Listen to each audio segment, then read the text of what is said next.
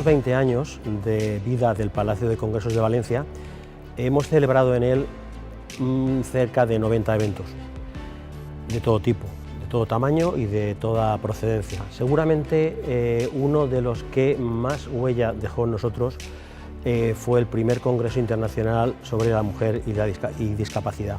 Supuso, visto desde hoy, un desafío tremendo que en aquel momento no fuimos capaces de intuir.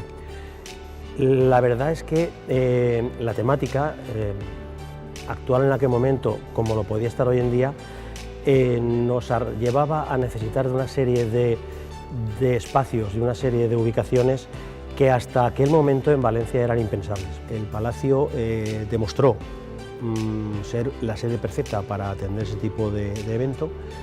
De la cantidad tan enorme de personas que vinieron con movilidad reducida, 290 en silla de ruedas, hasta los 1000 asistentes en total.